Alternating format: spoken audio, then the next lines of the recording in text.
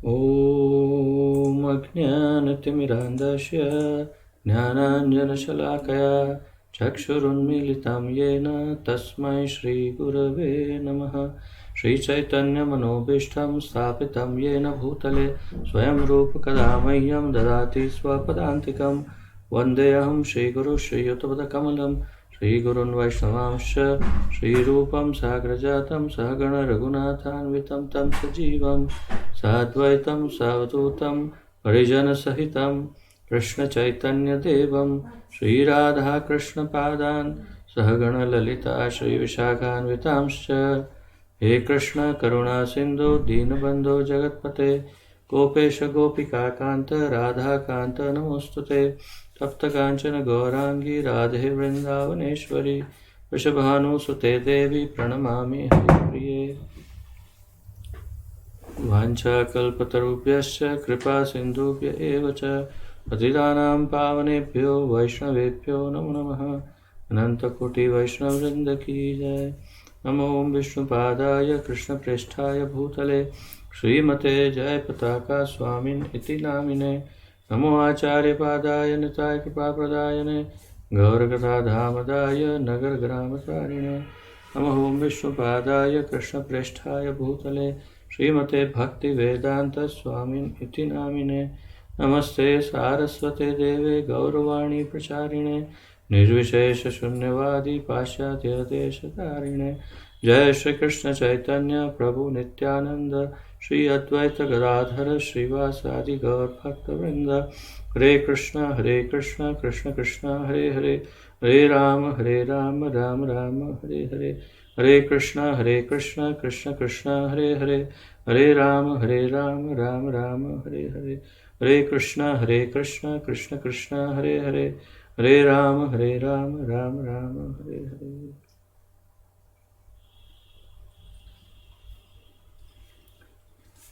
बहुत बहुत स्वागत है आप सबका इस सप्ताह के प्रथम बहुत ही सुंदर सोमवार को।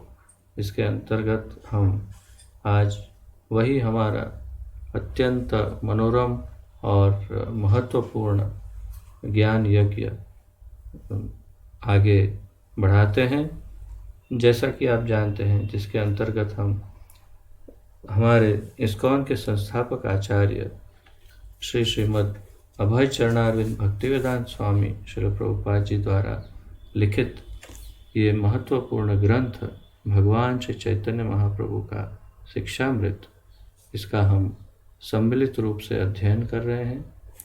और इसके अंतर्गत हम 12वें अध्याय का अध्ययन अभी कर रहे हैं, जारी है। 12वें अध्याय में जैसे कि आपको स्मरण होगा, 11वें अध्याय का शीर्षक था श्री कृष्ण भक्ति और 12वें अध्याय का शीर्षक है श्री कृष्ण भक्त। तो पहले श्रीमन महाप्रभु ने कृष्ण भक्ति के विषय में हमें ज्ञान प्रदान किया और अब वे कृष्ण भक्त के विषय में विस्तृत जानकारी श्रील सनातन गोस्वामी को दे रहे हैं और उनके माध्यम से हम इसे प्राप्त कर रहे हैं। तो आइए, जहाँ विराम लिया था पिछले सप्ताह शनिचर को, वहीं से मैं आगे पढ़ना आरंभ करता हूँ। आप सब ध्यान दीजिए।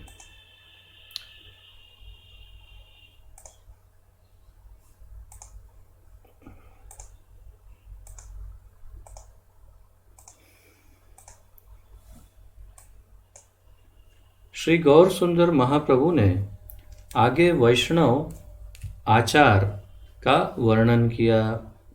तो श्रीमन महाप्रभु ने फिर वैष्णव सदाचार, वैष्णव आचार, आचरण, शिष्टाचार जो है उसका वर्णन श्रीमन महाप्रभु ने आगे सनातन गोस्वामी को किया।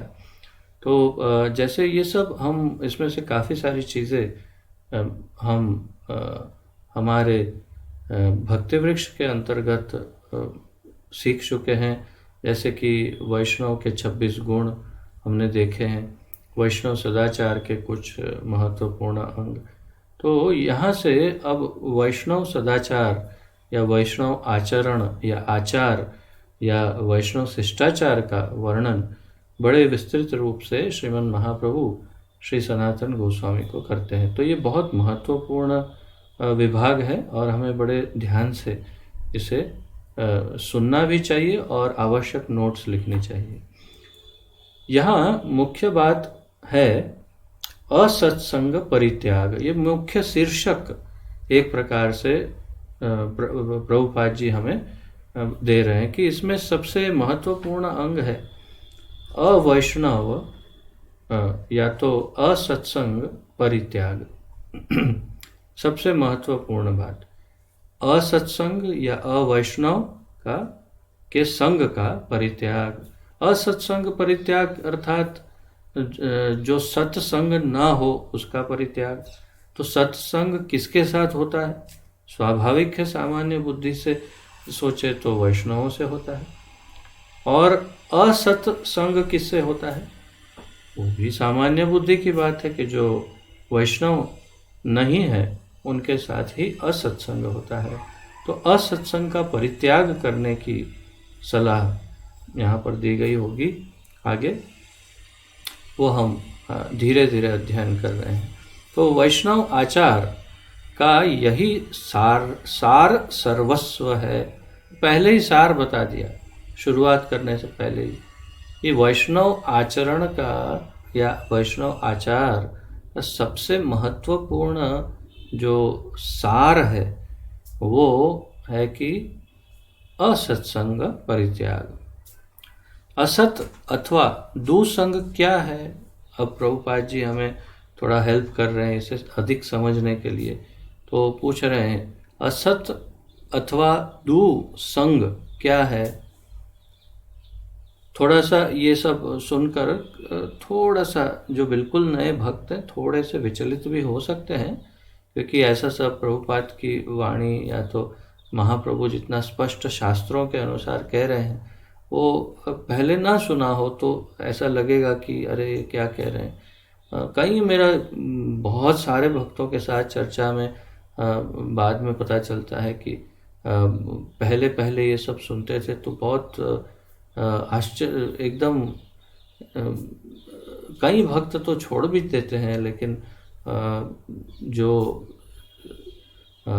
टिके रहते हैं वो बाद में कहते हैं कि हमें ये सब सुनकर ऐसा लगता था कि ये क्या कह रहे हैं। परंतु प्रभुपाद जी और श्रीमन महाप्रभु दोनों अक्षर सह जो शास्त्र कहते हैं केवल मात्र और मात्र वही कहते हैं, इसलिए सनातन सत्य ही आपके सामने प्रस्तुत हो रहा है। तो असत अथवा दुसंग क्या है? स्त्री संगी, स्त्री में अत्यंत आसक्त तथा कृष्ण के अभक्तों का संग ही दुसंग है। मैंने तो अवैष्णव संग की बात की, परंतु यहाँ पर महाप्रभु तो उससे भी अधिक एक और इसमें शामिल कर रहे हैं कि कृष्ण भक्त कृष्ण अभक्तों का संग तो है ही जिसे अवैष्णव संग कहते हैं, परंतु स्त्री संगी का भी संग दुसंग है, कुसंग है या असत्संग माना जाता है। तो स्त्री संगी तो हम सभी स्त्री संगी हैं नहीं है? हमारी सबकी पत्नियां हैं तो हम सब असत्संग वाले हो गए तो नहीं। इसीलिए मैं कह रहा था कि थोड़ा समझना आवश्यक होता है धैर्य से।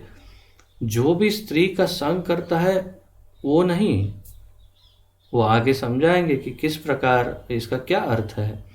तो स्त्री में अत्यंत आसक्त तथा श्री कृष्ण के अभक्तों का संग ही दुसंग है। ये दोनों असाधु हैं।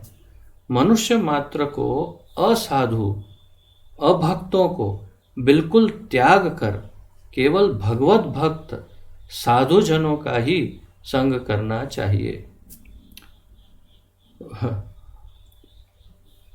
धीरे धीरे आगे और विस्तार से समझाएंगे, परंतु फिर भी मैं अगर आपको स्पष्ट कहूं तो यदि पत्नी आपकी जो है वो वैष्णवी है, कृष्ण भक्त है, और पति, अच्छा यहाँ पर स्त्री संगी का अर्थ ये भी है कि जो दूसरा लिंग है उसके साथ का अत्यंत संग, अर्थात पुरुष के लिए स्त्री संग या स्त्री के लिए पुरुष संग, दोनों ही उतना ही सत्य है, परंतु कहते हैं स्त्री संग ऐसे दोनों के लिए।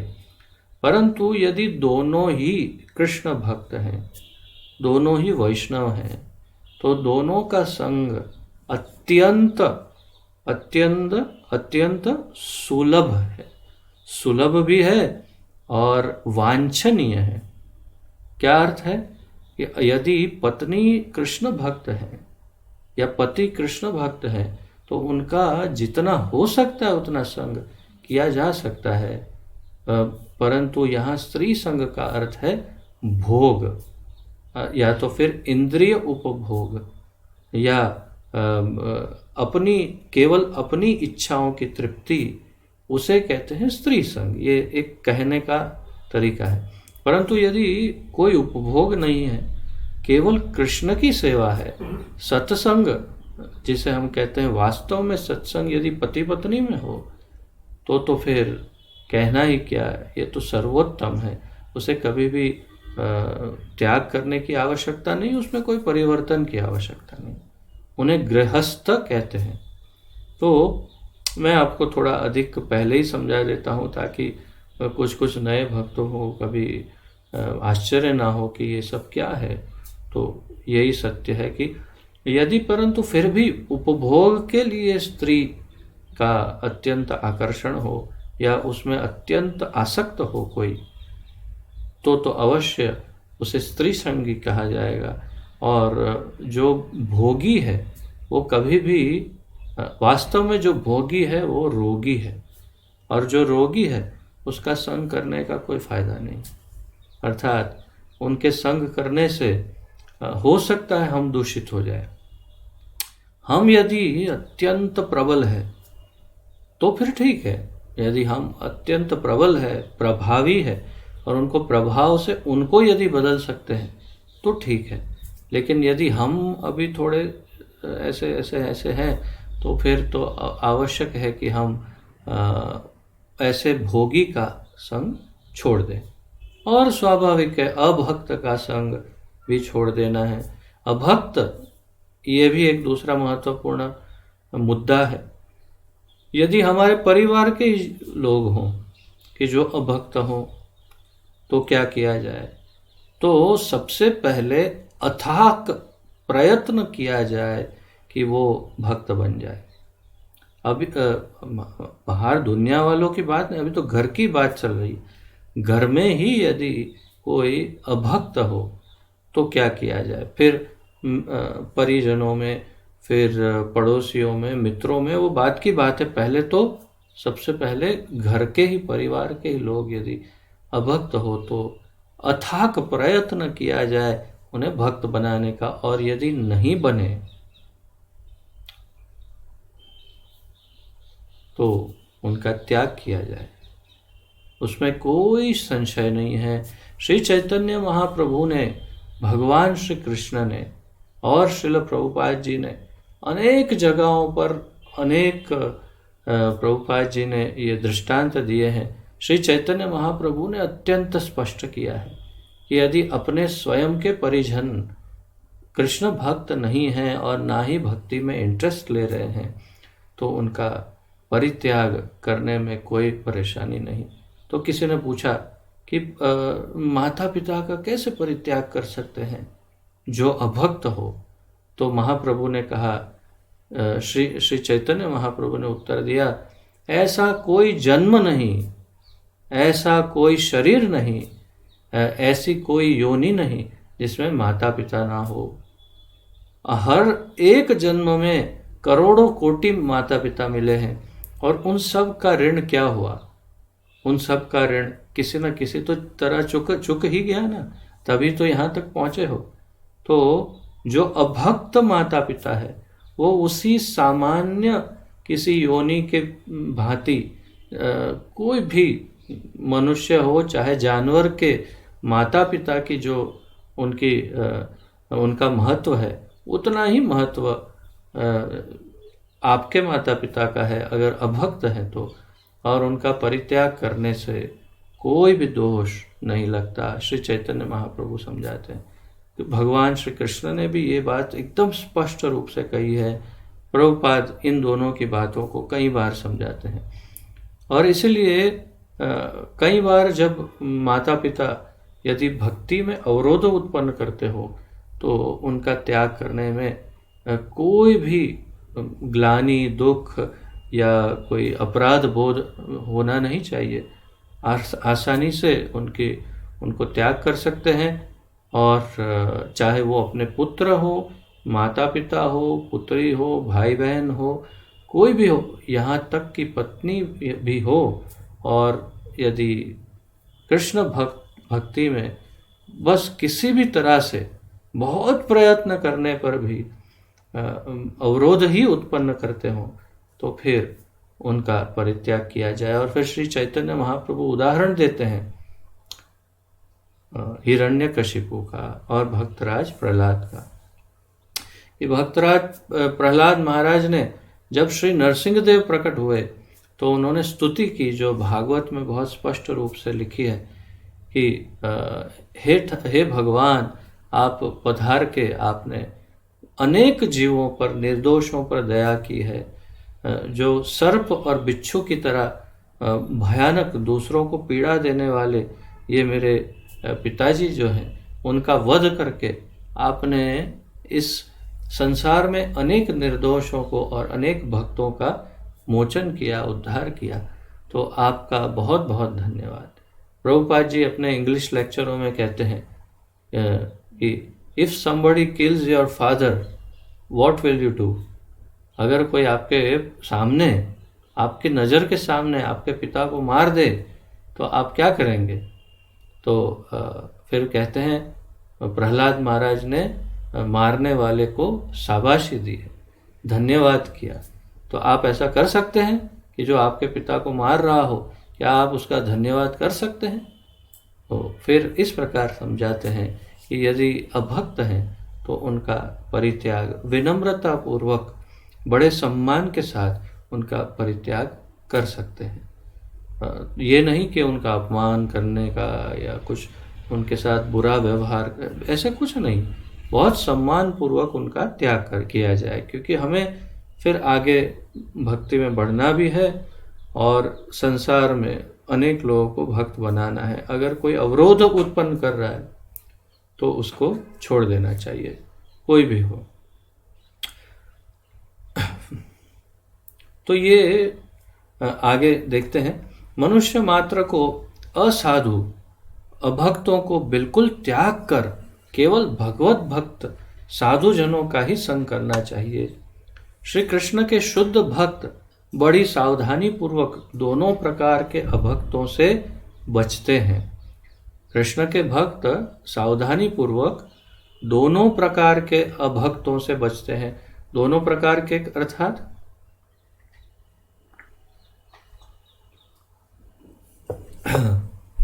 स्त्री संगी और असाधु या अवैष्णव। तो इन दोनों से कृष्ण भक्त बचते हैं। श्रीमद् भागवत के तीसरे स्कंद के 31वें अध्याय के 33 से लेकर 35वें श्लोक में उल्लेख है कि जो स्त्रियों के क्रीड़ा मृग हैं उन मनुष्यों का संग कदापि न करें, क्योंकि ऐसे असाधुओं से संसर्ग से सत्य, पवित्रता, दया, मौन, बुद्धि, ह्री अर्थात लज्जा, श्री अर्थात धन या ऐश्वर्य, यश, क्षमा, शम, दम तथा भक्त को स्वतः प्राप्त सारे ऐश्वर्य नष्ट हो जाते हैं। श्रीमद् भागवत 3.31.33 से 35, यही ऐसा ही इंग्लिश 3.31.33 से 35 श्रीमद् भागवत में उल्लेख है स्त्रियों के क्रीड़ा मृग क्रीड़ा मृग अर्थात अंग्रेजी में बहुत बढ़िया इसका शब्द है हेनपेक्ट हस्बैंड। हेनपेक्ट अर्थात मतलब जो स्त्रियों के हाथ का खिलौना हो, क्रीड़ा मृग, जो उनके हाथ से नाचने वाला एक पशु हो, उस प्रकार। तो जो स्त्रियों के ही अंदर संपूर्ण रूप से, स्त्री का अर्थ मैं बार बार समझा रहा हूँ, स्त्री का अर्थ है भोग। स्त्री का अर्थ स्त्री विशेष नहीं, स्त्री का अर्थ है भोग। यही बात एक पुरुष को लागू होती, यही बात एक स्त्री को भी लागू होती। अर्थात कोई स्त्री अत्यंत पुरुष के अंदर अत्यंत आसक्त हो तो उसे भी स्त्री का क्रीड़ा मृग जैसे कहते हैं वैसे ही कहते हैं उसे, या उसे भी स्त्री संगी कह सकते हैं। तात्पर्य है कि स्त्री यहाँ पर भोग का वाचक है, स्त्री शब्द। तो स्त्रियों के क्रीड़ा मृग जो हैं उन मनुष्यों का संग कदापि न करें, इस भागवत के श्लोक में कहा, क्योंकि ऐसे असाधु, उन्हें असाधु कहा है। और ध्यान रहे, जो संपूर्ण नियम अनुसार गृहस्थ आश्रम में है उनकी बात नहीं है। तो जो गृहस्थ आश्रम के सारे नियमों को अच्छी तरह से पालन करके कृष्ण भक्ति का अनुशीलन कर रहे हैं उनकी बात नहीं है। जो मात्र भोग में आसक्त है उनकी बात। तो उनका ऐसे असाधुओं का संसर्ग न करे। क्यों? नहीं तो उससे क्या होगा? कितनी चीजें गिनवाई, सत्य, पवित्रता, दया, मौन, बुद्धि, री, श्री, यश, क्षमा, शम, दम तथा भक्त के का स्वतः प्राप्त सारे ऐश्वर्य।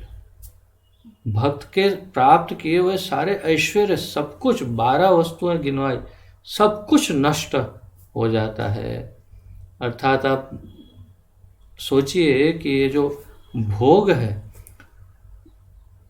वो भोग की कितनी निंदा की है शास्त्रों ने, हमारे आचार्यों ने, शास्त्रों ने, भगवान कृष्ण ने, भगवान श्री चैतन्य महाप्रभु ने और श्रील प्रभुपाद जी ने, सभी ने एक स्वर से भोग की बड़ी निंदा की है। और दुर्भाग्य तो ये है कि मनुष्य नहीं, सारे लगभग काफी जानवर भी, परंतु मनुष्य सर्वाधिक, प्रभुपाद समझाते हैं अपने लेक्चरों में, कई बार कहते हैं, सर्वाधिक इस भोग में ही सबसे ज्यादा आसक्त होता है, इसी में उसकी सबसे ज्यादा रुचि होती है, इंटरेस्ट होता है। और गृह में भी सुखम ही तुच्छम, तो ये इन्हें गृह में भी कहते हैं, जो ऐसे तुच्छ सुख के अंदर अपना जीवन बिताते हैं, जिनको केवल इसी भोग में इंटरेस्ट हो, वो तुच्छ सुख, उसे गृह में भी कहते हैं। और गृहस्थ किसे कहते हैं? जो नियम अनुसार केवल भक्त पुत्र या पुत्री के उत्पन्न होने के लिए मिलन हो और संपूर्ण परिवार कृष्ण भक्त हो, तो उसे गृहस्थ कहते हैं। ये सारे शास्त्रों में जो वर्णन है, बिल्कुल जो व्याख्याएं हैं, वही आपके सामने प्रस्तुत करते हैं हमारे आचार्य। और भगवान श्री कृष्ण ने भी, कल परसों हमने पढ़ा था, कहते हैं कि धर्म अविरुद्धो कामोस्मि।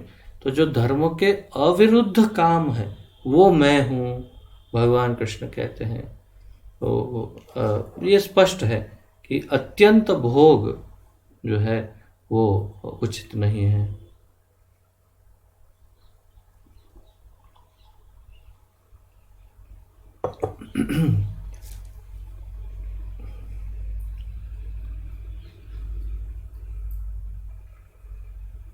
स्त्री संगी के संग से मनुष्य का जैसा अधपतन होता है वैसा अन्य किसी प्रकार से नहीं होता। अब और सुनिए, यही एक पराकाष्ठा युक्त एक वाक्य बाकी था, तो जो महाप्रभु ने कह दिया स्त्री संगी के संग से मनुष्य का जैसा पतन, अधः पतन, नीचे की तरफ अधः पतन होता है, वैसा अन्य किसी प्रकार से नहीं होता। तो ये सनातन सत्य है, ये बात बिल्कुल सत्य है। मैं एक पुरुष होने के नाते इस बात को आपको इसकी पुष्टि कर सकता हूँ। जो भी पुरुष हैं उन्हें इस बात का अवश्य अनुभव हुआ होगा कि कोई ना कोई ऐसे मित्र मिलते हैं जो अत्यंत आसक्त होते हैं और उनका संग करने से हमारे मन और विचार भी अत्यंत दूषित और प्रभावित हो जाते हैं। और ये बात बिल्कुल सत्य है और वो प्रभाव बहुत गहरा होता है। तो ये बात अनुभव से हम कह सकते हैं कि बिल्कुल सत्य है। और इसीलिए जो भी भोगी हो, ऐसे भोगी का जैसे ही पता चले कि इसकी रुचि भोग में है, तात्कालिक उसी क्षण उसका संग छोड़ देना चाहिए। तो ये महत्वपूर्ण बात महाप्रभु ने कही। इस संदर्भ में श्री गौर सुंदर महाप्रभु ने कात्यायन संहिता से भी एक उद्धरण दिया, अर्थात उदाहरण। अग्नि के शिखामय पिंजर में वास करना अच्छा है, पर भगवत भक्ति विमुख का संग कभी न करें। वो कात्यायन संहिता में क्या कहा? संहिता शब्द बड़ा आपकी अधिक जानकारी के लिए दे रहा हूँ, आपसे निवेदन कर रहा हूँ। समहिता अर्थात सबका एक समान हित जो करे उसे समहिता कहते हैं। तो ब्रह्म संहिता, कात्यायन संहिता, मनु संहिता। तो ये संहिता का अर्थ है जो सबको फायदा कर सके, ऐसा ज्ञान, उसे संहिता कहते हैं। तो संहिता का अर्थ आप समझ गए। तो हमारे हित के लिए ये संहिता में क्या कहा? अग्नि के शिखामय पिंजर में वास करना अच्छा है।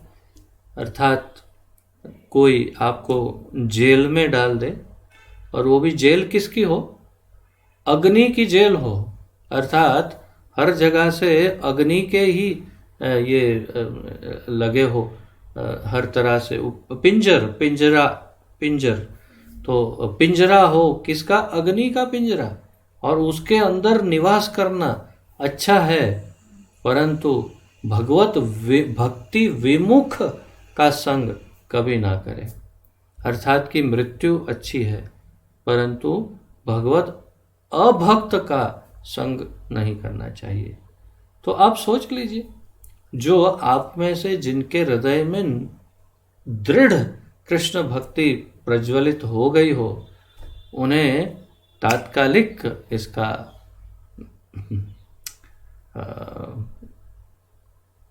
अमल करना चाहिए। थोड़ा कठिन हो सकता है, परंतु वे अत्यंत विनम्रता पूर्वक परंतु अमल कर देना चाहिए। यदि कोई ऐसे हो जैसे मित्र आदि या कोई सगे संबंधी कि जिनसे मिलना जुलना होता रहता हो, लेकिन वो भक्ति में कोई इंटरेस्ट नहीं रखते और मानने को तैयार नहीं। मूल बात यह है कि जो सुनने को तैयार नहीं, मानने को तैयार नहीं, ऐसे मित्र, ऐसे सगे संबंधी, ऐसे पड़ोसी, ऐसे परिवार के लोग जो भी हैं, उनका संग छोड़ देना चाहिए। अब मान लो कि एक ही घर में किसी तरह से संग छोड़ने का कोई संभावना ना हो, तो उनसे हृदय से संग छोड़ देना चाहिए। अर्थात कि हृदय से उनके प्रति कोई भी आसक्ति, मोह जो भी है उसे छोड़ करके केवल औपचारिकता के लिए उनके साथ थोड़ा बहुत जो भी है संग करना हो तो कर सकते हैं, अन्यथा यदि संभव हो तो छोड़ना चाहिए। जैसे कि माताओं के लिए ये बहुत मुश्किल हो सकता है कि अगर कहे संग छोड़ देना है तो पतियों को छोड़ दें, लेकिन हमारे शास्त्र इस बात की सहमति नहीं देते। अगर बुरे से बुरे भी पति हो तो उनका संग छोड़ने की अनुमति हमारे शास्त्र नहीं देते, और इसीलिए हम भी वो नहीं कहेंगे, प्रश्न ही नहीं। परंतु हाँ, अंत तक प्रयास करें कि पति भक्त बने, बड़े प्रेम से, बहुत ही विचारशील रूप में, बहुत युक्ति पूर्वक प्रयास करते रहें कि वो भक्त बने। पर फिर भी अगर नहीं बन रहे हो तो हृदय से उनसे नाता छोड़ सकते हैं, और केवल औपचारिकता के लिए अपना जो भी ड्यूटी, जो धर्म निभाना है वो करिए, परंतु हृदय से अवश्य उनसे नाता छोड़ सकते हैं। यही नहीं, आगे कहते हैं, अधार्मिक अथवा अभक्त मनुष्यों का तो मुख भी कभी नहीं देखना चाहिए। अधार्मिक अथवा अभक्त मनुष्यों का मुख नहीं देखना चाहिए। श्री महाप्रभु का आदेश है कि दृढ़तापूर्वक ऐसे स्त्री संगी लोगों के संग को त्याग कर श्री कृष्ण की एकांत शरण लें। तो महाप्रभु ने बहुत स्पष्ट रूप से कह दिया कि ऐसे स्त्री संगियों का त्याग करके भगवान श्री कृष्ण की एकांत शरण ले। यही आदेश भगवान श्री कृष्ण ने अर्जुन को गीता के श्लोक में दिया है। अन्य सब धर्मों का त्याग कर एकमात्र मेरी शरण में आ जाओ, मैं तुम्हें सब पापों से मुक्त कर दूंगा। आप सब अब तक तो कंठस्थ भी कर चुके होंगे जो नए हैं। भगवत गीता 18.66, तो 18.66 वो सर्वधर्मान् परित्यज्य मामेकं शरणं व्रज अहं त्वां सर्वपापेभ्यो मोक्षयिष्यामि मा शुचः। भगवान श्री कृष्ण भक्तवत्सल, कृतज्ञ, समर्थ तथा वदान्य है। अतः उनकी आज्ञा का पालन करना हमारा परम कर्तव्य है। हमारी बुद्धिमानी तथा विद्या की कृतार्थता एवं सिद्धि उनकी आज्ञा के निसंकोच पालन में है। श्रीमद् भागवत 10.48.26 10.48.26 में अक्रूर जी भगवान श्री कृष्ण की स्तुति में कहते हैं। तो महाप्रभु ने कहा कि भगवत गीता में भी भगवान यही कह रहे हैं, कृष्ण, कि सब धर्मों का परित्याग करके मेरी शरण में आओ। और अब श्रीमद् भागवत के 10वें स्कंद में अक्रूर जी का भगवान कृष्ण की जो स्तुति है उसका उल्लेख कर रहे हैं महाप्रभु। कह पंडितस्त्वदपरं शरणं समीयाद भक्त प्रियादृत गिरः सुहृद कृतज्ञात सर्वान् ददाति सुहृदो भजतो भिकामा नात्मानमप्युपच या पचयौ न यस्य। प्रभो, अक्रूर जी कृष्ण को कह रहे हैं, प्रभो, जो बुद्धिमान है वह आपको छोड़कर और किसी की शरण में जाएगा? आप जैसे प्रिय, सत्यव्रत, सुहृद तथा कृतज्ञ और कौन है? आप सब प्रकार से पूर्ण हैं, क्योंकि भक्तों को आत्मदान करने पर भी आप में रास नहीं होता। भक्त वांछा कल्पतरु होने से भक्त के लिए आप स्वयं भी समर्पित हो जाते हैं। इसमें पहले तो भगवान की स्तुति की है, और सबसे पहले सबसे प्रथम लाइन में कहते हैं कि बुद्धिमान व्यक्ति आपको छोड़कर किसी और की शरण में जा सकता है। तो स्वाभाविक है, हमें कह रहे हैं कि जो बुद्धिमान है वो कृष्ण को छोड़कर अन्य किसी की शरण नहीं लेता, अन्याश्रय नहीं करता। और फिर उनकी स्तुति करते हैं कि आप प्रिय, सत्यव्रत, सुहृद इत्यादि हैं, आप पूर्ण हैं। और फिर एक महत्वपूर्ण पॉइंट कहते हैं कि आप पूर्ण हैं, उसका भगवान हमेशा पूर्ण रहते हैं, उनका एक प्रमाण, क्या प्रमाण है? क्योंकि भक्तों को आत्मदान करने पर भी आप में ह्रास नहीं होता। अर्थात अहम भक्त पराधीनो, भक्त के ऊपर मैं अधीन हूं, मैं पूरा भक्त को अपने आप को दान कर देते हैं भगवान। भगवान अपने आप को, अपने भक्त को दान कर देते हैं, और फिर भी भगवान में कोई कमी नहीं आती, कोई ह्रास नहीं होता। अर्थात उनमें कोई क्षय, कोई कमी, कुछ कोई भी उसमें उनमें से कुछ घट नहीं जाता। वो वैसे ही रहते हैं, भगवान पूर्ण ही रहते हैं, और फिर भी वो पूर्ण रूप से अपने भक्त के हो जाते हैं। और फिर कहते हैं भक्त वांछा कल्पतरु, अर्थात भक्त की इच्छा को पूरा करने वाले आप हैं। तो होने से भक्त के लिए आप स्वयं भी समर्पित हो जाते हैं।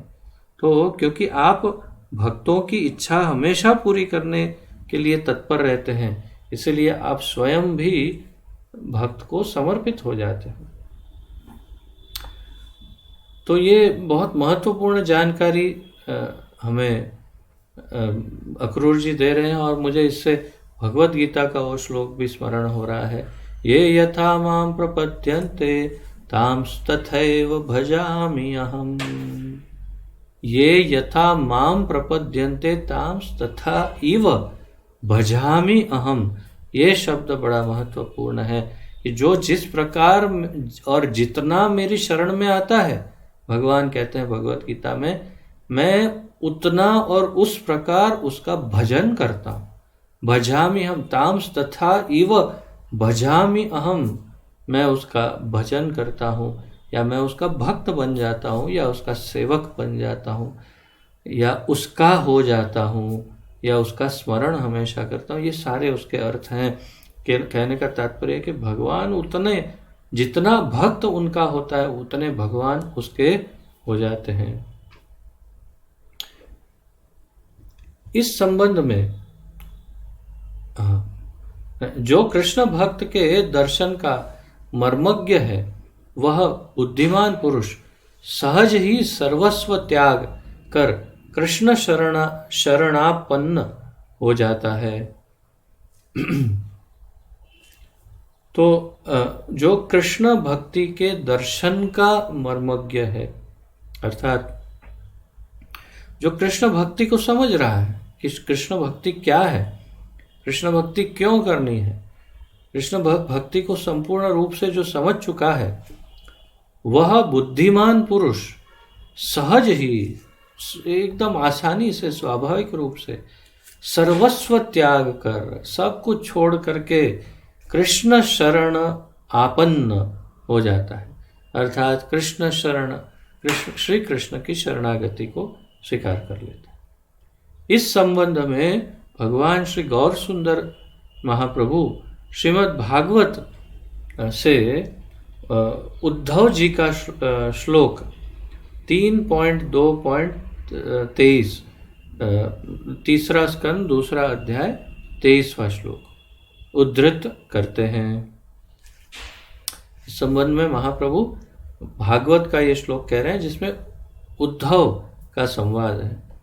श्री कृष्ण के अतिरिक्त और कौन शरण लेने योग्य है, उद्धव जी कहते हैं। श्री कृष्ण के अतिरिक्त और कौन है जिनकी शरण ली जाए, और कौन शरण लेने योग्य है। उनकी दया का और छोर नहीं, उनकी दया का और छोर नहीं, अर्थात कहाँ शुरुआत है कहाँ अंत है उनकी दया का, उसका कोई नाप नहीं, और छोर नहीं। अपने विष लगे स्तन का पान करा कर बाल रूप श्री कृष्ण की हत्या करने का नृशंस कुभाव रखने वाली पूतना को भी श्री मुकुंद ने मुक्त कर अपनी जननी की सी गति प्रदान की। तो उद्धव जी कह रहे हैं कि कितने दयालु हैं उसका कोई मापदंड नहीं है, कि माप ही नहीं कितने इतने दयालु। और फिर उदाहरण देते हैं उद्धव जी कि जो पूतना अपने स्तन पर विष लगाकर, कालकूट विष लगा करके कृष्ण को मारने के उद्देश्य से, उनका वध करने के उद्देश्य से जो उनको अपना दूध पिलाती है, तो कृष्ण सोचते हैं ओ ये मुझे दूध पिला रही है, तो ये तो मेरी माता हुई। और फिर यहाँ आगे वर्णन भी है कि वो दूध के साथ उसके प्राण को भी चूस लेते हैं भगवान, और उसके प्राण हर लेने के बाद सीधा उसे गोलोक धाम भेज देते हैं, और अपनी माता की स्थिति या पोजीशन या माता की गति दे करके उन्हें गोलोक धाम भेज देते हैं। कितने हजारों राक्षसों का वध किया, परंतु कौन से राक्षस को गोलोक धाम में भेजा? प्रायः लगभग सभी को सायुज्य मुक्ति, जो मायावादी या ज्ञान योगी या ध्यान योगी जो चाहते हैं, वो मोक्ष ही उन सबको मिला। सबको ब्रह्म, निराकार ब्रह्म में फ्रीज कर दिया सबको, क्योंकि वे सब सजा के पात्र थे, तो उन सबको सायुज्य मुक्ति मोक्ष दे दिया। केवल एकमात्र पूतना है जिसको डायरेक्ट गोलोक धाम ले गए भगवान, अपनी माता की गति दे दी। तो भगवान ऐसे इतने करुणामय है कि जिसकी कोई सीमा नहीं है। आगे यहाँ समझाएंगे। यह श्लोक उस लीला से संबंधित है जब पूतना श्री कृष्ण का वध करने आई थी। श्री कृष्ण ने उसके विषमय स्तन स्वीकार किए और दुग्ध सहित उसके प्राणों को भी खींच लिया। इस कारण पूतना को भगवान श्री कृष्ण की मातृगति प्राप्त हुई। कितने दयालु है, उनकी दया की कोई सीमा है। जो मारने आया है उसमें भी भगवान प्रेम देखते हैं। और इसीलिए कहते हैं, मैंने प्रभुपाद जी से सुना है कई बार उनके लेक्चरों में या इस प्रकार, प्रभुपाद जी कहते हैं कि कृष्ण को दोष देखना आता ही नहीं है, ये उनका दोष है। ऐसा कह सकते हैं कि उनको दोष नहीं देखना आता है, वो केवल गुण ही देखते हैं। क्योंकि यदि वो दोष देखने बैठेंगे तो एक भी जीव का कभी उद्धार हो ही नहीं सकता। सभी तो दोष ही है, सब में ही तो दोष के भंडार है।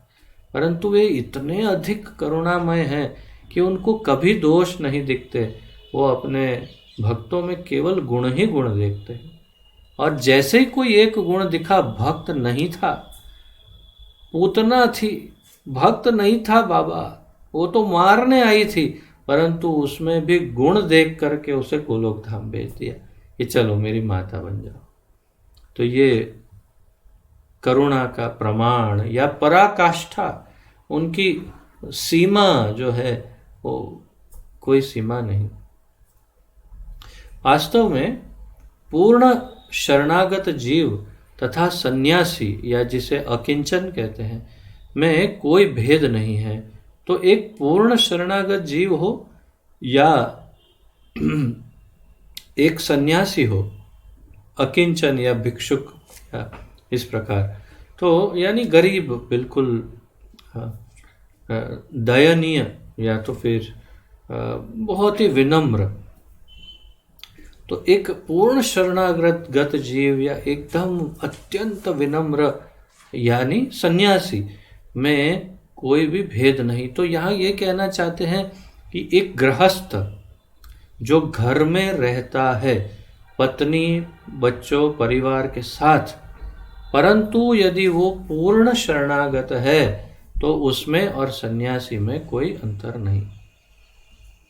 ये बात यहाँ बहुत स्पष्ट रूप से कही जा रही है। भगवद गीता में भी अत्यंत स्पष्ट रूप से कृष्ण ने कहा ही है कि कौन सा आश्रम अधिक महत्वपूर्ण है, क्या है। अंतर केवल इतना है कि पूर्ण शरणागत सब प्रकार से कृष्ण आश्रित है। क्या अंतर है? जो जो पूर्ण शरणागत है वो हर प्रकार से कृष्ण पर आश्रित रहता है, सब प्रकार से कृष्ण आश्रित रहता है। शरणागति के 6 प्रधान लक्षण क्रम में इस प्रकार हैं। तो अब श्रील सनातन गोस्वामी कृत हरिभक्ति विलास में, जो हमारे लिए, हम गौड़ीय वैष्णव के लिए अत्यंत महत्वपूर्ण ग्रंथ है, जो हमारी गाइड है, हमारी क्या कहेंगे, जीवन जीने की पूरी हमारी शैली इस हरिभक्ति विलास ग्रंथ में है, जो हमारे लिए सर्वाधिक महत्वपूर्ण गाइड्स में से एक है। उस हरिभक्ति विलास का अब वर्णन कर रहे हैं कि उस हरिभक्ति विलास में सनातन गोस्वामी ने जो 6 शरणागति के लक्षण बताए हैं, वही महाप्रभु से उन्होंने सुने और महाप्रभु उन्हें इस प्रकार बता रहे हैं। तो महाप्रभु यहाँ बताएंगे और फिर उसे श्लोकबद्ध करके सनातन गोस्वामी ने हरिभक्ति विलास में लिखा है बाद में। तो अभी यहाँ पर ये 6 महाप्रभु उन्हें बता रहे हैं। तो हम पहले पढ़ते हैं और फिर उसका श्लोक भी सुन लेंगे। 1, तो ये आपकी नोट्स के लिए बहुत ही ज़्यादा महत्वपूर्ण है।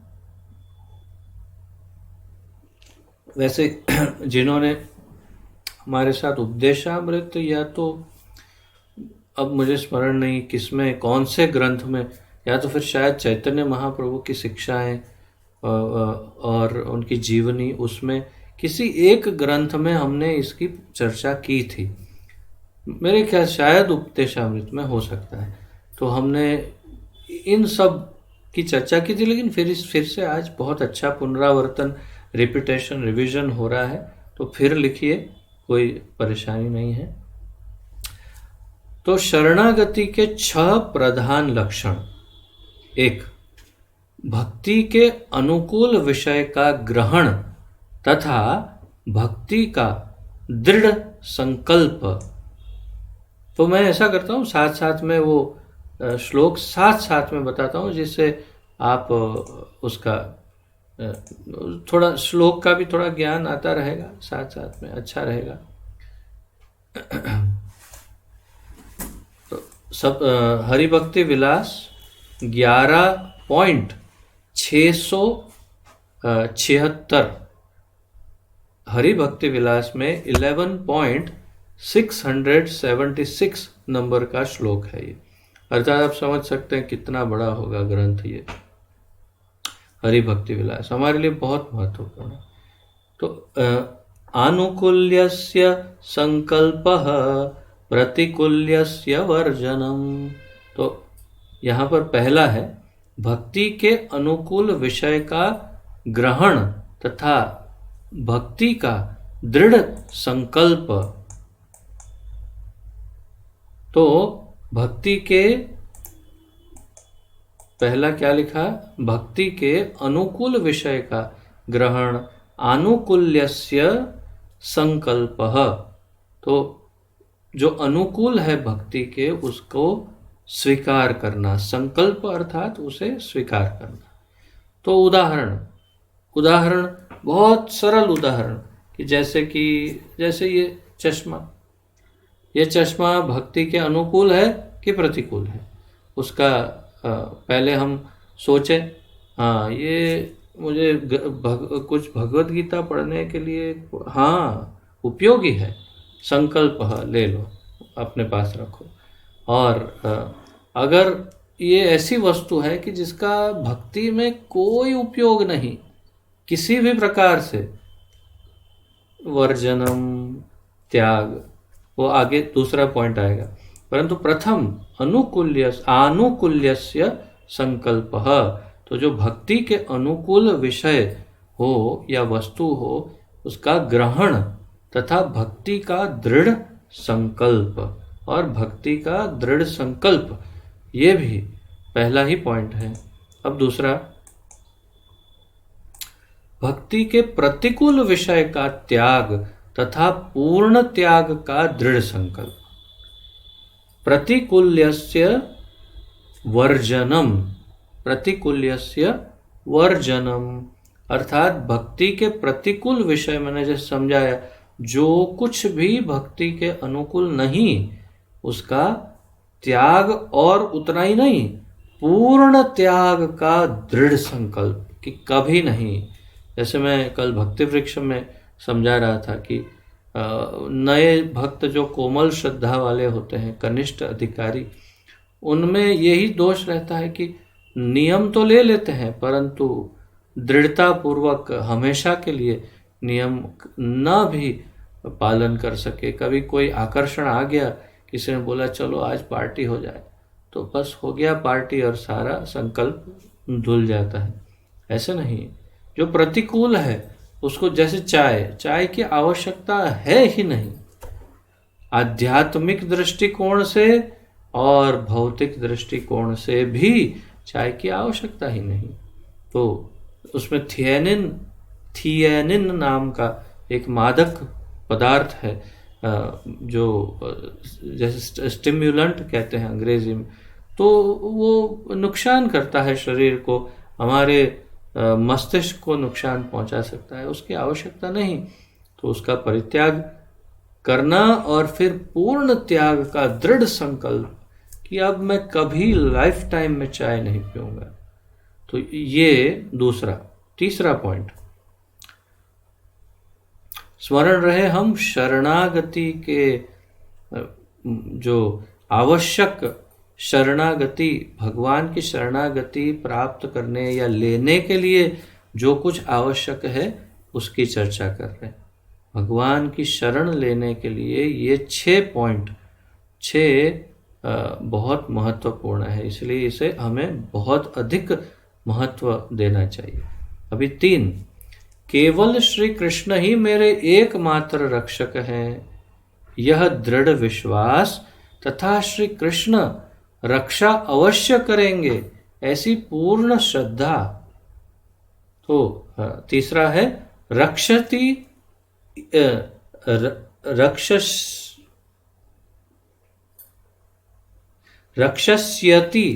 इति विश्वासो, रक्षसी इति, रक्षस्यति इति विश्वासो। तो भगवान अवश्य रक्षा करेंगे, अवश्य रक्षिबे कृष्ण, विश्वास पालन, भक्ति विनोद ठाकुर भी कहते हैं। तो अवश्य रक्षा करेंगे भगवान। केवल श्री कृष्ण ही मेरे एकमात्र रक्षक हैं, कोई अन्य देवी देवताओं की सहायता की आवश्यकता नहीं मुझे। कि कृष्ण तो बेचारे आज थोड़ा मुरली बजा रहे हैं, हे हनुमान जी थोड़ा सा ध्यान दो इधर, कुछ थोड़ी रक्षा करो, ओ शंकर दादा थोड़ी रक्षा करो बाबा, वो कृष्ण तो मुरली बजा रहे हैं और कौन रक्षा करे। ऐसा नहीं, यहाँ वहाँ भागना नहीं, केवल कृष्ण ही मेरे रक्षक हैं, यह दृढ़ विश्वास तथा श्री कृष्ण रक्षा अवश्य करेंगे ऐसी पूर्ण श्रद्धा। रक्षति इति विश्वासो, तो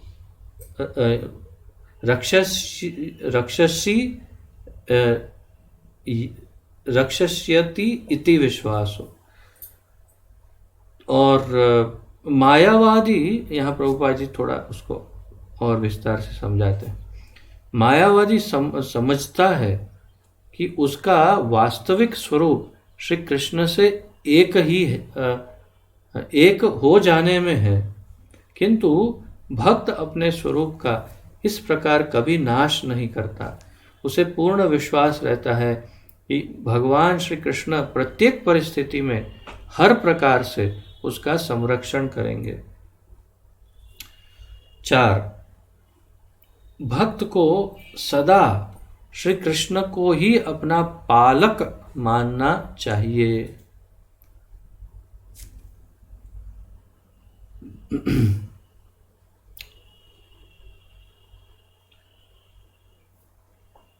तो गोपतृत्वे वर्णम तथा, गोपतृत्वे वर्णम तथा, यह है चौथा, गोपतृत्वे वर्णम तथा। उसका क्या अर्थ है? भक्त को सदा कृष्ण को ही अपना पालक मानना चाहिए। देव संरक्षण की अपेक्षा सकाम कर्मियों को ही रहती है। किसको देवी देवताओं के आरक्षण की अपेक्षा रहती है? कि ओ माता जी हमारी रक्षा करो, माता जी मेरी रक्षा करेंगे अवश्य। कौन? जो वास्तव में भोगी है या तो फिर सकाम कर्मी है, उन्हीं को, जिनको अनेक भोगों में रुचि है, जिनको सामान्य संसार में अत्यंत रुचि है, जो संपूर्ण रूप से मोहित है कि ये मेरा है, ये सब मेरे हैं, मैं ये हूँ, मैं ये शरीर हूँ। तो ऐसे अहम ममेती वाले जो हैं, उनको, देहात्म बुद्धि वालों को देवी देवताओं के आरक्षण की जरूरत पड़ती है। और फिर वो किसी भी स्तर के देवी देवताओं का आश्रय लेते हैं। यहाँ तक कि देवी देवताओं के बाद अगर वो रजोगुण या तमोगुण में हो तो कभी कभी भूत प्रेतों का, पिशाचों का, या फिर अन्य निम्न कोटि के यक्ष इत्यादि ऐसे जीवों का भी ये क्या कहते हैं, शरणागति लेते हैं और भजन करते हैं। तो ये सब भगवद गीता में भगवान ने बड़े विस्तार से अच्छी तरह समझाया है कि भूतानि यान्ति भूतेज्या, पितॄन् यान्ति पितृव्रताः, जो पितरों की पूजा करते हैं, और मद भक्ता यान्ति मामपि, जो मेरे भक्त हैं वो मेरे पास है। तो देवी देवताओं का भजन वे करते हैं जिनको कुछ प्राप्त करना होता है, सकाम कर्मी। कृष्ण भक्त अपनी रक्षा के लिए कभी किसी देवता की ओर देखता तक नहीं। ये तो टेस्ट जैसा है नए भक्तों के लिए टेस्ट है। हमारे जैसे जो कई वर्षों से हैं, हमारे लिए जो आप में से कई जो दीक्षित या पुराने भक्त हैं, उनको कोई इसमें नयापन नहीं। परंतु जो नए नए भक्त हैं, आप में से कुछ कुछ बहुत नए हैं, उनके लिए बड़ी चैलेंज हो सकती है। परंतु यही तो श्रद्धा का विषय है। कृष्ण पर संपूर्ण श्रद्धा और संपूर्ण रूप से श्री कृष्ण की ही शरणागति, किसी भी अन्य का आश्रय नहीं और विचार नहीं, बस केवल कृष्ण के। और जो होगा वो होगा, नहीं रक्षा करेंगे अगर भगवान तो भी कोई बात नहीं। इस तरह से जो उनका हो जाता है, भगवान उनका ही संपूर्ण ख्याल अपनी जिम्मेदारी की तरह उनका ध्यान रखते हैं भगवान। उसमें शंका नहीं करनी चाहिए। यही तो समझा रहे हैं कि रक्षति इति विश्वासो, तो रक्षा करेंगे ही। और इस उसे पूर्ण विश्वास रहता है कि सब प्रतिकूल परिस्थितियों में भगवान श्री कृष्ण उसका रक्षण करेंगे। तो ये बहुत महत्वपूर्ण पॉइंट था। पांचवा, भक्त को निरंतर आभास रहता है कि उसके मनोरथ स्वतंत्र नहीं है, श्री कृष्ण ही उनकी पूर्ति कर सकते हैं और कोई भी नहीं। तो आत्मनिक्षेप कार्पण्य, और ये छठा और पांचवा जो है, ये सब एक साथ में है। तो भक्त को निरंतर आभास है कि आत्मनिक्षेप हो, तो भक्त को ये निरंतर आभास है कि उसके मनोरथ स्वतंत्र नहीं है। अर्थात वो उसकी जो इच्छाएं हैं, उसके दो अर्थ हैं कि वो कृष्ण आश्रित ही है, अर्थात उसकी इच्छा कृष्ण की इच्छा के अनुरूप है। जो कृष्ण की इच्छा है वही मेरी इच्छा है, जो कृष्ण को प्रसन्न करता है वही मेरी इच्छा है, भक्त का सोचना। और यदि उसकी कुछ इच्छा है भी तो कृष्ण ही उनकी पूर्ति कर सकते हैं और कोई नहीं कर सकता। ये भी उसको विश्वास रहता है कि मेरी जो भी इच्छाएं हैं उसकी पूर्ति भी केवल कृष्ण कर सकते हैं, कोई अन्य देवी देवता बाबा ये वो कोई नहीं कर सकते। 6. अपने को सदा सर्वाधिक अधम जीव समझना चाहिए जिससे श्री कृष्ण अनुग्रह करें। तो कार्पण्य अर्थात अत्यंत अपने आप को पतित और अत्यंत निम्न कोटि का समझना चाहिए। तो अपने को सदा सर्वाधिक अधम जीव समझना चाहिए जिससे श्री कृष्ण अनुग्रह करें। ये सबसे बड़ा प्रॉब्लम है सोसाइटी में कि कोई भी कभी भी अपनी निंदा करते हुए आप किसी को नहीं सुनेंगे, सिर्फ भक्तों को, केवल कृष्ण भक्तों को सुनेंगे जो अपनी निंदा आराम से करते हैं एकदम। अरे मैं तो बहुत पतित हूँ प्रभु, क्या बताऊं, ऐसे बात करेंगे। लेकिन बाहर किसी को नहीं सुनेंगे आप ऐसा कहते हुए कभी।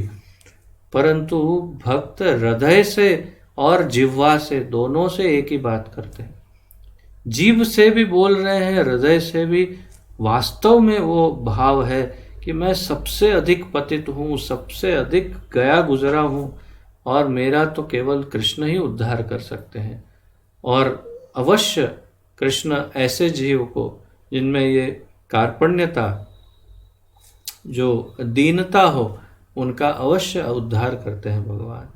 तो ये छठा कार्पण्य भाव जो है, कार्पण्यता का भाव वो होना चाहिए हर एक भक्त में कि मैं अत्यंत पतित हूँ। और ये सनातन गोस्वामी अंत में कहते हैं षड्विधा शरणागति ही, अर्थात ये 6 लक्षण हैं शरणागति के। तो आप लोग इससे अवगत हो गए कि हमने क्या 6 पॉइंट लिखे हैं या तो इसकी चर्चा की है। आप सब इस पर अवश्य चिंतन करिएगा और पुनरावर्तन करिए, फिर से पढ़िएगा कि ये 6 पॉइंट्स क्या है। और अगर एक बार एक थोड़ा सा त्वरित पुनरावर्तन, क्विक रिवीजन करें तो पहला पॉइंट है अनुकूल को ग्रहण करना, अनुकूल्यस्य संकल्प। तो अनुकूल को ले लेना जो भी भक्ति के अनुकूल हो। प्रतिकूल्यस्य वर्जनम दूसरा पॉइंट है कि जो प्रतिकूल हो उसको छोड़ देना है। 3 है कृष्ण मेरे एकमात्र रक्षक हैं, भगवान रक्षा अवश्य करेंगे, वो तीसरा पॉइंट है। चौथा पॉइंट है भक्त को सदा कृष्ण को ही अपना पालक मानना चाहिए। तो हमेशा केवल कृष्ण की ही शरण में रहे वो, और किसी के अन्यों का आश्रय ना ले, अन्यों के पास ना जाए, केवल कृष्ण से अपना संपूर्ण जो भी है सर्वस्व कृष्ण ही है, ये हो भाव। 5 भक्त को निरंतर आभास रहता है कि उसका मनोरथ स्वतंत्र नहीं, अर्थात 5वां पॉइंट ये है कि उसकी इच्छाएं कृष्ण की इच्छा के अनुरूप होती है और कृष्ण पर ही आधारित होती है। और छठा कि अपने आप को हमेशा सबसे निम्न, अधम या तुच्छ या सबसे पतित माने। ये 6 लक्षण शरणागति के। तो ऐसे शरणागत जीव को श्रीधाम वृंदावन, मथुरा, द्वारका, मायापुर आदि भगवत धामों का आश्रय लेकर प्रपन्न भाव से यह विनती करनी चाहिए।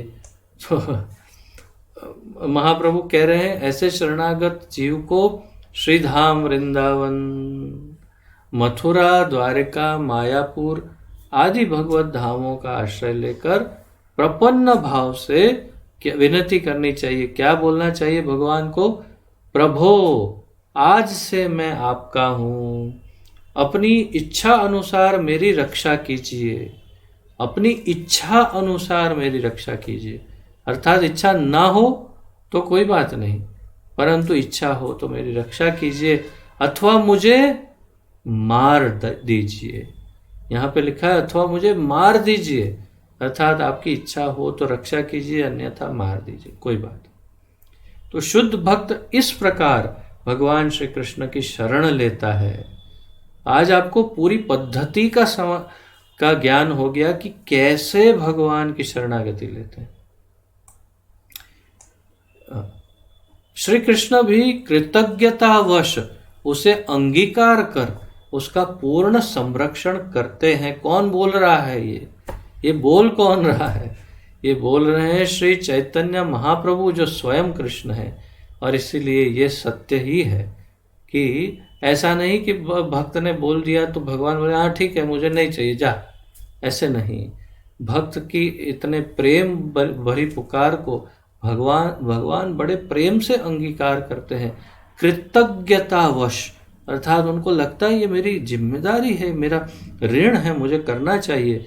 और वो उसे अंगीकार कर उसे पूर्ण संरक्षण देते हैं। श्री कृष्ण भी कृतज्ञतावश।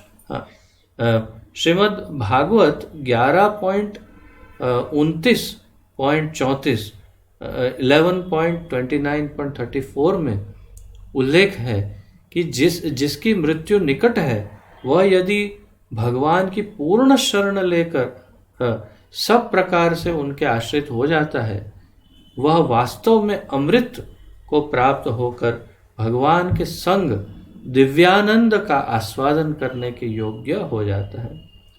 तो अंत काले च मामेव स्मरण भुक्त्वा कलेवरम, तो अंत काल में भी यदि कोई भगवान का शरण ले ले तो भी वो जीवन मुक्त हो सकता है। इस भागवत के श्लोक में कहा कि जिसकी मृत्यु निकट है, जीवन भर भले उसने भगवान की शरण न ली हो, परंतु अंत में भी वो यदि भगवान की पूर्ण शरण ले, इन छह पॉइंट्स के आधार पर सब प्रकार से उनके आश्रित हो जाता है, तो वास्तव में अमृत को प्राप्त हो जाता है और भगवान के संग दिव्य आनंद का आस्वादन करने के योग्य हो जाता है, अर्थात गोलोक धाम वापस जा सकता है अंत काल में भी। इसलिए कोई लेट भी जागा हो कि भाई हमने तो भक्ति नहीं की, तो कोई बात नहीं, अब शुरू कर दो, अभी इसी वक्त शुरू कर दो, और मृत्यु कभी भी आ सकती है और इस प्रकार उद्धार हो जाएगा। तो इसके उपरांत श्री गौर सुंदर महाप्रभु ने श्री सनातन को साधन भक्ति के लक्षणों का निर्देश किया, जिसकी चर्चा हम कल करेंगे। आज यहीं पर विराम लेते हैं। तो साधन भक्ति का जो ज्ञान अब महाप्रभु देंगे वो सब चर्चा कल से प्रारंभ होगी। आज सबसे महत्वपूर्ण चर्चा थी शरणागति के लक्षणों की, और इसे आप अवश्य स्मरण रखिएगा। और आज के इस विषय में यदि किसी का कोई प्रश्न आदि हो तो प्रस्तुत कर सकते हैं। आपका स्वागत है।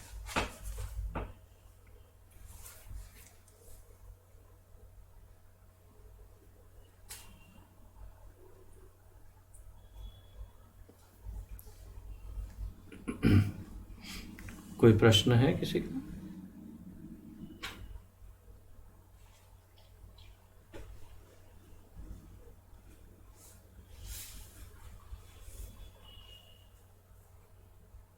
जैसे जगाई मदाई थे, उनमें तो सब like all negative things were there in them. But still Nityanand Prabhu tried to make them devotees. So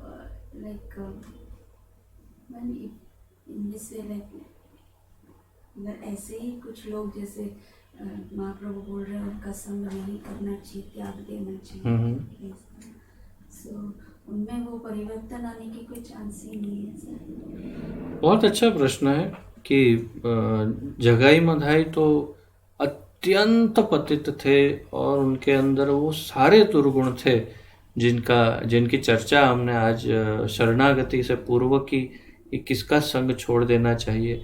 तो उसमें हमने ये चर्चा भी की कि जो स्त्री संगी अर्थात जो भोगी है उनका संग छोड़ देना चाहिए। तो जगाई मदाई का तो महाप्रभु ये नित्यानंद प्रभु ने उनका उद्धार करने का प्रयास किया। तो हमें क्या करना चाहिए? Is that right? हमें क्या करना चाहिए ऐसे नहीं, तो मतलब अगर हमारे कांटेक्ट में ऐसे कोई व्यक्ति आ जाए तो क्या उसमें वो परिवर्तन आ सकता है? ऐसे वो प्रश्न इतना महत्वपूर्ण नहीं है। हाँ, तो वो भी प्रश्न ये ज़्यादा महत्वपूर्ण है कि हमें क्या करना चाहिए, क्योंकि यहाँ पर यही हमें बता रहे हैं कि हमें क्या करना चाहिए। तो यदि नित्यानंद प्रभु जैसा कॉन्फिडेंस ना हो और नित्यानंद प्रभु जैसा बैकअप ना हो, महाप्रभु का जो सुदर्शन भी पकड़ सकते हैं टाइम पे, तो फिर ऐसी हिम्मत नहीं करनी चाहिए कि जो जगाई मधाई जैसे महादानवों के पास जाने से पहले थोड़ा सोचना चाहिए। परंतु यदि कृष्ण पर संपूर्ण विश्वास है, संपूर्ण रक्षति इति विश्वास हो, तो करना चाहिए। इसका एक उदाहरण है, हमने पढ़ा था कि जो बुक डिस्ट्रीब्यूशन, जो भगवत गीता वितरण का जो अनेक भक्तों का जो अनुभव लोग बांटते हैं, तो कुछ कई वर्षों पूर्व एक भक्त एक बिल्डिंग के अंदर चले गए और विदेश में, और वहाँ पर वो भगवत गीता की बात करने लगे। अब उनको पता नहीं था, परंतु वो बिल्डिंग माफियाओं का अड्डा था और वहाँ पर सारे वो जो सबसे बड़ा उस शहर का डॉन था, वो और उनके सब माफिया लोग उस बिल्डिंग में थे। अब उसे तो पता नहीं था, वो तो सहज भाव से स्पष्ट हृदय से चला गया। तो वहाँ पर उनके सामने उन्होंने देखा कि कुछ लोगों ने बंदूकें निकाली, तो उन्होंने भगवत गीता निकाली ये तो उनके सामने भगवत गीता निकाल के दिखाने लगे कि देखिए ये। तो उनके साथ में और एक भक्त थे जो पीछे थे, बाहर खड़े थे। तो उन्होंने बाहर से देखा कि उसको नहीं पता, लेकिन पीछे से 5, 6, 7 लोगों ने उनके सामने बंदूक रख दी कि अभी इसको उड़ा देते हैं कि कौन आ गया मूर्ख यहाँ पर। और वो बड़े ही सहज भाव से बिल्कुल निडर होकर के भगवत गीता के विषय में बोलने लगे। बोलते थोड़ी क्षणों के बाद फिर वो बिल्डिंग के बाहर आए और मित्र को कहा कि सारी भगवत गीता मैंने बेच दी, उन लोगों ने ले ली भगवत गीता। तो ये बोला, अरे तू क्या भगवत गीता करता है? तेरे को पता है तेरे सर के पीछे सब बंदूक लेके खड़े थे, गोली चला दी होती तो। मैं तो जो भगवान की वाणी है उसको सहज भाव से कह रहा था। अगर चल गई होती गोली तो मृत्यु हो गई होती, उसमें क्या होता, भगवान के धाम ही जाता, कहाँ जाता। और अब देखो उनका क्या होगा। मेरा तो जो होता, लेकिन अब वो भगवत गीता पढ़ेंगे तो उनका क्या होगा वो सोचो। तो ऐसा अगर आत्मविश्वास हो और इतनी निष्ठा हो कृष्ण पर, इतना विश्वास, इतना दृढ़ मनोबल हो, तब फिर ऐसी हिम्मत कर सकते हैं। अन्यथा ऐसा दुस्साहस जगाई मधाई लेवल के लोगों के साथ दुस्साहस नहीं करना चाहिए हमें। हाँ, सामान्य जीवन में, सामान्य संसार में, सामान्य लोगों के साथ अवश्य हम ये सब बातें कर सकते हैं, परंतु जब पता हो कि ये तो स्त्री संगी अर्थात अत्यंत भोगी है और उसे भगवान में कोई इंटरेस्ट नहीं और भगवान का अपमान ही करता है, तो फिर वहाँ पर ट्राई नहीं करना चाहिए। एक आध बार ट्राई कर लिया होगा और पता चल गया कि ये नहीं ठीक से, मतलब भगवान का अपमान कर देता है, तो फिर नित्यानंद प्रभु की तरह पीछे नहीं पड़ जाना चाहिए उसके, क्योंकि हम उस अवस्था में नहीं है, इसलिए इतनी प्योरिटी हम में नहीं। ये मेरा विचार है, मेरा मत है। ओके, तो हाँ बोलिए तापस प्रभु। हरे कृष्ण बाबू जी, दंडवत प्रणाम। जय श्री प्रभुपाद जी महाराज। जय। प्रभु जी, ऐसा कोई व्यक्ति हो जो भौतिक आसक्ति में भौतिक भोगों में व्यस्त है, लेकिन फिर भी वो ठाकुर जी का प्रसाद के ऊपर आसक्ति रहता है, तो ऐसा इंसान, उसको हम भगवत भक्ति के लिए प्रेरित करने के लिए उसका सॉन्ग रख सकते हैं क्या? बिल्कुल सॉन्ग छोड़ देना चाहिए? उसको प्रसाद में इंटरेस्ट है कि उस वानगी, उस वस्तु में इंटरेस्ट है, वो महत्वपूर्ण है। भोगों में तो आसक्ति है, लेकिन फिर भी उनको ठाकुर जी का प्रसाद में भी उनको आसक्ति है, क्या प्रसाद मिल जाए तो अच्छा है। हाँ, अगर वो भाव है हृदय में कि प्रसाद अच्छा है या प्रसाद मिले तो अच्छा है, तब तो फिर पूरा पूरा चांस है कि वो एक न एक दिन संपूर्ण रूप से भक्त बन जाएगा, उसमें कोई भी संशय नहीं है। इसलिए उसको छोड़ना नहीं चाहिए। परंतु यदि उसको भोग में पूरी आसक्ति हो, परंतु प्रसाद के रूप में नहीं, वो उसे अच्छी वानगी बनी है उसको खाना चाहिए ऐसे करके ले रहा हो, तो फिर थोड़ा अर्थात परिश्रम ज़्यादा होगा। प्रसाद खा रहा है इसलिए उद्धार तो होने ही वाला है उसका, परंतु फिर भी अगर उसका भाव ये है कि प्रसाद है, तो फिर वो एकदम 100% वो पूरी तरह से भक्त बन सकता है। उसमें पूरा प्रयास करना चाहिए फिर। ठीक है, और किसी का कोई प्रश्न?